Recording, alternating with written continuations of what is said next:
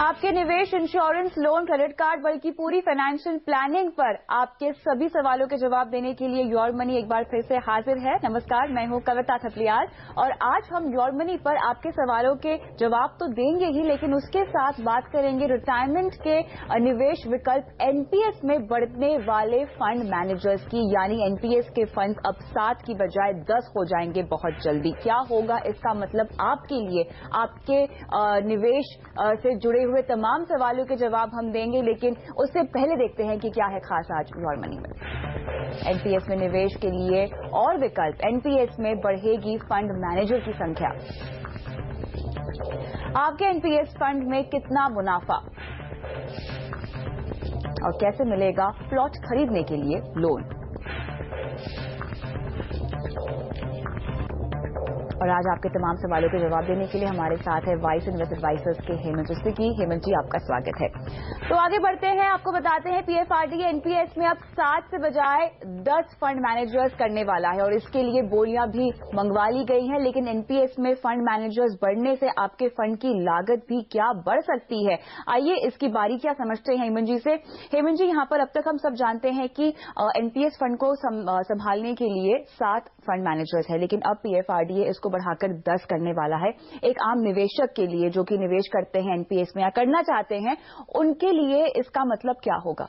देखिए, अगर हम एनपीएस का देखें तो उसके 2 भाग हैं। उसके एक तो जो गवर्नमेंट एम्प्लॉइज है उनका जो कॉर्पस है और जो नॉन गवर्नमेंट एम्प्लॉइज है उनका कॉर्पस है। ये जो हम बात कर रहे हैं फंड मैनेजर की संख्या बढ़ाने की, हम नॉन गवर्नमेंट एम्प्लॉइज की बात कर रहे हैं यहाँ पे। अभी जैसा आपने कहा 7 फंड मैनेजर हैं, पीएफआरडीए ने कहा है कि वो अभी 10 फंड मैनेजर अपॉइंट करना चाहते हैं। उसमें कम से कम एक जो है वो पब्लिक सेक्टर में फंड मैनेजर होंगे। तो कुल मिला के 10 फंड मैनेजर। यानी अगर आप एनपीएस में निवेशक हैं तो आपके पास ज्यादा ऑप्शन है कि आप ज्यादा फंड मैनेजर की परफॉर्मेंस देख के या उनका जो ट्रैक रिकॉर्ड है वो देख के या उनकी जो पेडिग्री है यानी किस कंपनी के हैं वो देख के यहाँ पे आप चुनाव कर सकते हैं। और ये मैं बता दूं कि पीएफआरडीए ने जो अभी इनसे जो बोला है कि आप अप्लाई कर सकते हो, अभी इसके लिए इन्होंने 2-3 चीजों का बदलाव भी किया है यहाँ पे। अच्छा। पहले ये कहा गया था कि जो स्पॉन्सर हैं, जो फंड मैनेजमेंट कंपनी है, उनकी नेटवर्थ मिनिमम 25 करोड़ होनी चाहिए। अब उन्होंने उसको बढ़ा के 50 करोड़ किया है। यानी पीएफआरडीए चाहती है कि जो सीरियस फंड मैनेजर हैं, सीरियस कंपनीज हैं, वही इसके लिए बिड करे। और इस बार जब अपॉइंटमेंट होगी ये 5 साल के लिए होगी। पिछली बार ऐसा कुछ समय बताया नहीं गया था। तो ऑप्शन डेफिनेटली आपके लिए, अगर आप एनपीएस में सब्सक्राइबर हैं प्राइवेट सेक्टर में या नॉन गवर्नमेंट ऑर्गेनाइजेशन में, तो आपके लिए बढ़ जाती है। लेकिन जैसा आपने कहा, अब एक इंपॉर्टेंट चीज और आई है। पिछली बार जब फंड मैनेजर का चुनाव हुआ था तो उनसे कहा गया था कि जो लोएस्ट बिडर है, जैसे 1 बेसिस पॉइंट यानी 0.01% पे ही सबको कहा गया था कि आप इतनी फीस आप एक्सपेंसिव जो है चार्ज कर सकते हैं। इस बार जो है पीएफआरडीए ने कहा है उसको बढ़ा के 10 बेसिस पॉइंट कर दिया है। अच्छा। लेकिन जो ऊपरी जो लिमिट थी, अपर लिमिट थी, वो पहले 25 बेसिस पॉइंट थी, उसको घटा के उन्होंने 10 बेसिस पॉइंट कर दिया है। यानी कोई भी फंड मैनेजमेंट कंपनी जो इसके लिए बिड करेगी, अगर वो 10 पैसे से ज्यादा बिड करती है तो उनके बिड को स्वीकार नहीं किया जाएगा। यानी 1 से लेके और 10 पैसे तक बेसिस पॉइंट तक आप कोट कर सकते हैं। यानी अपर लिमिट को यहाँ पर कैप कर दिया गया है। जी, लेकिन पिछली बार से थोड़ा ज्यादा आपको देना पड़ सकता है। तो क्या इसका मतलब ये है कि अगर मैं निवेश करती हूँ एनपीएस में तो मेरे फंड मैनेजमेंट चार्जेस में थोड़ा सा इजाफा हो जाएगा? और कितना भारी पड़ेगा ये मुझ पर? देखिए, इजाफा तो हो जाएगा अगर आप 1 बेसिस पॉइंट से 10 बेसिस पॉइंट पे आते हैं। और 10 बेसिस पॉइंट जरूरी नहीं है कि सारे फंड मैनेजर उतना चार्ज करें, क्योंकि उनको बिड करना है। हो सकता है कोई 3 basis point, 5 basis point, 7 basis point bid करे। तो आपके पास ऑप्शन रहेगी देख के कि आप कौन से फंड मैनेजर के साथ जाना चाहते हैं। लेकिन मेरा ये मानना है कि अगर आपको 2-3 बेसिस पॉइंट ज्यादा भी देने पड़े और अगर अच्छे फंड मैनेजर के पास जा रहे हैं, क्योंकि एनपीएस जो है वो लॉन्ग टर्म की इन्वेस्टमेंट है, वो शॉर्ट टर्म की इन्वेस्टमेंट नहीं है। और उसमें अलग अलग तरह के ऑप्शन हैं। अगर आप चाहें तो बॉन्ड में डाल सकते हैं, गवर्नमेंट सिक्योरिटीज में डाल सकते हैं, इक्विटी में डाल सकते हैं। जब आप 15, 20, 25 साल का इन्वेस्ट करते हैं तो 3-4 बेसिस पॉइंट से फर्क नहीं पड़ेगा उतना ज्यादा। हाँ, पहले से लागत डेफिनेटली ज्यादा है, लेकिन मैं एक चीज बता दूं, अगर हम एनपीएस को बाकी जो मार्केट लिंक प्रोडक्ट्स हैं उनसे कंपेयर करें तो उनकी लागत जो है एनपीएस से कहीं ज्यादा है। तो अभी भी 10 बेसिस पॉइंट की सीलिंग के बाद भी मुझे लगता है ये जो प्रोडक्ट है कॉस्टिंग के पॉइंट ऑफ व्यू से अभी भी काफी प्रोडक्ट से सस्ता है। अगर मैं फंड मैनेजर्स के मिक्स की बात करूं तो अब जो हमारे पास 7 फंड मैनेजर्स है एनपीएस में, और अगर 3 और ऐड कर दिए जाते हैं, कुल मिला के अगर हम 10 फंड मैनेजर का एक बुके तैयार करते हैं एनपीएस में, तो किस तरह की वैरायटी हमें देखने को मिलेगी जहां तक मेरे रिटायरमेंट कॉर्पस के निवेश की बात है? देखिए, एक तो जैसा हमने अभी भी देखा तो मिक्स है, वहां पे पब्लिक सेक्टर भी है, प्राइवेट सेक्टर भी है, ठीक है। और कहीं ना कहीं जितने भी लोग जो अप्लाई करेंगे इसके लिए, जो बिड करेंगे इसके लिए, उनके पास काफी एक्सपीरियंस होगा, कंडीशन रखी गई हैं, ट्रांसपेरेंसी इस बार ज्यादा होगी, मिनिमम मंथली AUM जो 10,000 करोड़ की बात हो रही है। तो इन जो फंड मैनेजर जो भी यहाँ पे बिड करेंगे वो सारे के सारे वो फंड मैनेजर हैं, चाहे वो प्राइवेट सेक्टर में हो या पब्लिक सेक्टर में हो, जिनके पास इस तरह के फंड्स मैनेज करने की काफी क्षमता है, काफी एक्सपर्टीज है और काफी समय से वो ऐसा कर रहे होंगे। बिल्कुल, और ये सब बात हम परफॉर्मेंसेस पे अगर ध्यान दे दें, आपको हम बता रहे हैं वो तमाम एनपीएस के फंड मैनेजर्स जो कि साथ हैं, उनकी बेंचमार्क के मुकाबले परफॉर्मेंस एक साल में कैसी रही है। अगर आप यूटीआई रिटायरमेंट सोल्यूशन का प्लान देखें, आपको हम इक्विटी प्लान की परफॉर्मेंस यहां सबसे पहले दिखा रहे हैं। रिटायरमेंट यूटीआई रिटायरमेंट सोल्यूशन आप देख सकते हैं, लगभग 16% का रिटर्न दिया है। एसबीआई पेंशन फंड ने यहां पर लगभग 15.52% का रिटर्न दिया है। कोटक पेंशन फंड आप देख सकते हैं 14.5%, HDFC pension fund, ICICI, true pension, LIC pension fund, सभी आप देख सकते हैं जो बेंचमार्क है निफ्टी 50 इंडेक्स 11.25% का लगभग इसने रिटर्न दिया है, मुनाफा दिया है, उसको बीट करते हुए तमाम फंड इक्विटी प्लान में यहां पर आपको रिटर्न दे रहे हैं। लेकिन अगर हम आगे बढ़े, अगर हम सरकारी बॉन्ड वाले प्लान की ओर फोकस करें तो यहां पर भी तमाम फंड मैनेजर्स जो बेंचमार्क है 14.25% का जो बेंचमार्क है उससे ज्यादा ही रिटर्न आपको दे रहे हैं पिछले एक साल में। इसके आगे अगर हम कॉर्पोरेट डेट प्लान की बात करें, एक साल का रिटर्न यहां पर बेंचमार्क जो कि लगभग 13.5% का रिटर्न दे रहा है उसको भी बीट कर रहा है। तमाम फंड मैनेजर्स यहां पर आप देख सकते हैं, तमाम फंड आप देख सकते हैं लगभग 13 से 13.25% के बीच के आसपास का ही रिटर्न दे रहे हैं। तो एनपीएस में फिलहाल अगर हम देखें एक साल के अंतराल में यहां पर बेंचमार्क को तमाम प्लान्स ने बीट ही किया है और ऐसे प्रदर्शन की उम्मीद हम आगे चलकर भी कर सकते हैं एनपीएस से। देखिए कविता, अगर हम पिछले साल की बात करें तो पिछले साल में मानना पड़ेगा कि इक्विटी मार्केट्स का प्रदर्शन अच्छा रहा है, वो आपको यहाँ पे रिफ्लेक्ट हो रहा है। अगर हम गवर्नमेंट सिक्योरिटीज की बात करें या कॉर्पोरेट बॉन्ड की बात करें, वहां भी क्योंकि ऐसा सिनेरियो था कि इंटरेस्ट रेट नीचे आ रहा था और उम्मीद थी कि और ज्यादा नीचे आएगी, तो ऐसा सिनेरियो में ये जो गवर्नमेंट सिक्योरिटीज हैं या कॉर्पोरेट बॉन्ड हैं ये बेहतर प्रदर्शन करते हैं क्योंकि उनके बीच में इंटरेस्ट रेट और बॉन्ड प्राइसेस में इनवर्स रिलेशनशिप होती है। तो आई थिंक मुझे लगता है पिछले एक साल दोनों ही मार्केट, चाहे वो डेट मार्केट हो या इक्विटी मार्केट, दोनों ही मार्केट के लिए अच्छा था। लेकिन मैं ये कहना चाहूंगा यहाँ पे आगे जाके मुझे लगता है कहीं ना कहीं परफॉर्मेंस को या जो एक्सपेक्टेशन है वो थोड़ा रियलिस्टिक रखना होगा, क्योंकि ऐसा हमेशा होगा, ये मार्केट लिंक प्रोडक्ट है। यानी कुछ साल आपको ऐसे मिलेंगे जहां परफॉर्मेंस काफी अच्छी होगी और कुछ साल ऐसे होंगे जहां शायद आपको निराशाजनक परफॉर्मेंस दिखेगी। इसीलिए इंपॉर्टेंट है कि जब आप ऐसे प्रोडक्ट में इन्वेस्ट करें, लंबे समय के लिए इन्वेस्ट करें, तो उसकी एवरेज रिटर्न दिखे।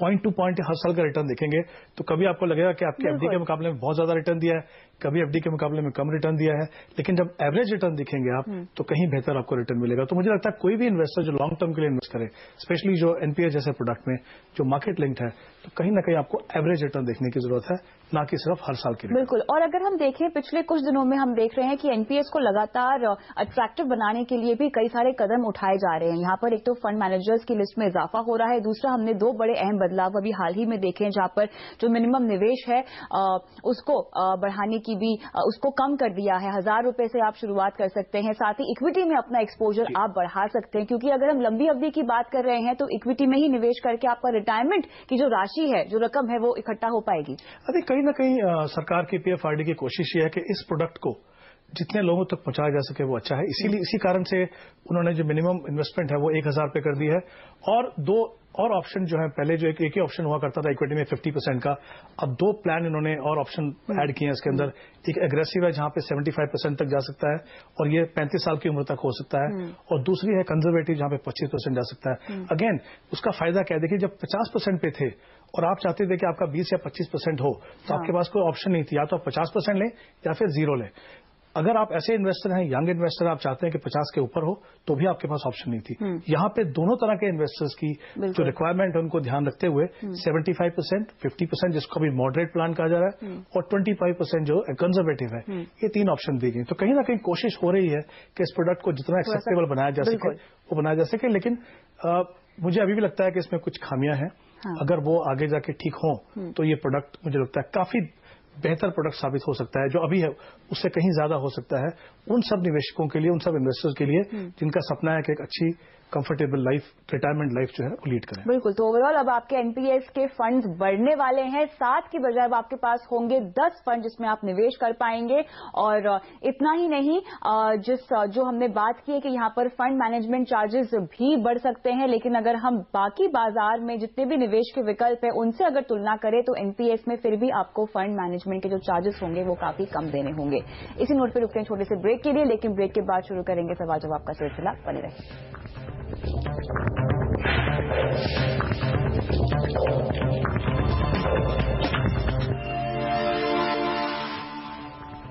योर मनी में अब लेते हैं दर्शकों के सवाल और नीलेश हमारे पहले दर्शक हमारे साथ फोन लाइन पर हैं। नमस्कार नीलेश, बताएं कैसे हैं आप, क्या करते हैं?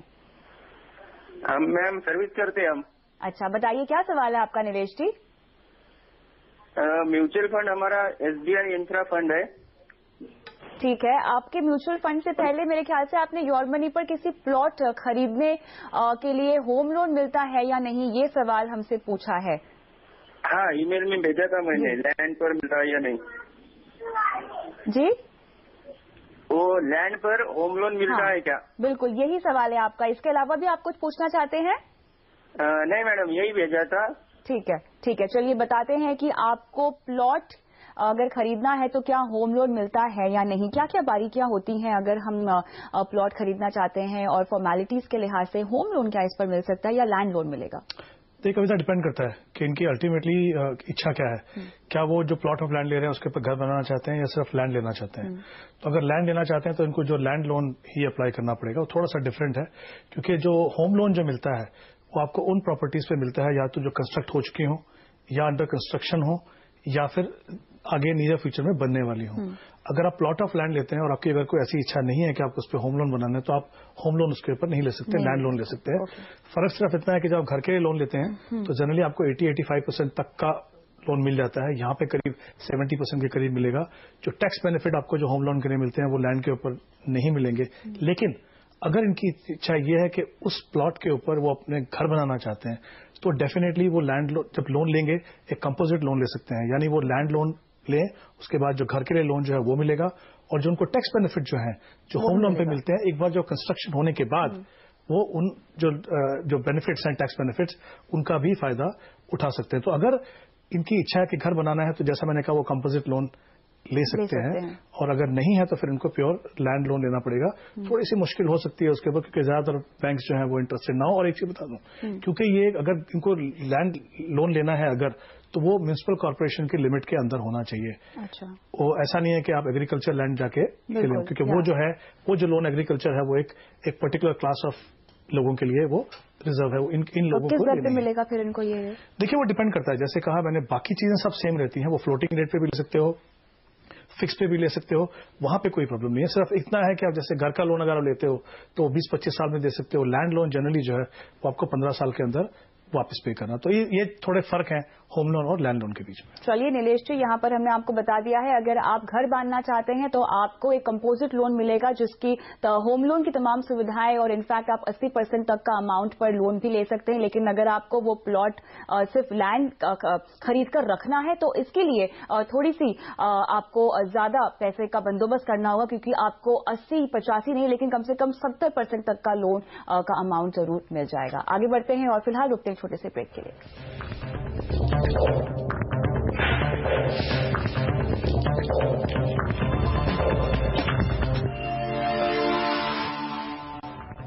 योर मनी में आगे बढ़ते हैं और अगले दर्शक राजन का सवाल लेते हैं। नमस्कार राजन जी, बताइए आपके फाइनेंशियल गोल्स क्या हैं? आपके इन्वेस्टमेंट की डिटेल्स हमारे पास पहुंच चुकी है, बताएं कि किस लक्ष्य के लिए आप ये निवेश कर रहे हैं?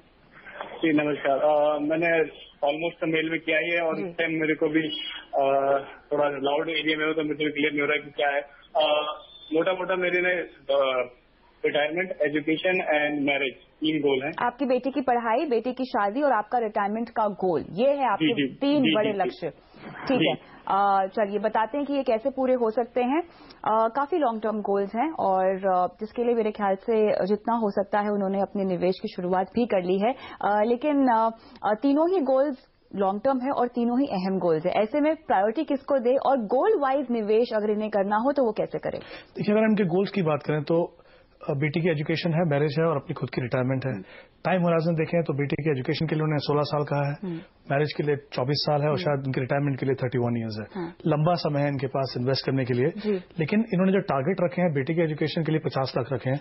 अगर मैं ये मान के चलूं कि ये कह रहे हैं कि इनको 16 साल के 50 लाख रुपए की जरूरत है, तो इन्फ्लेशन अगर मैं लूं, एजुकेशन इन्फ्लेशन जो नॉर्मल इन्फ्लेशन से हमेशा ज्यादा रहता है 10% अगर हम मान के चले, तो आज की डेट की जो कॉस्ट है वो 11 लाख है।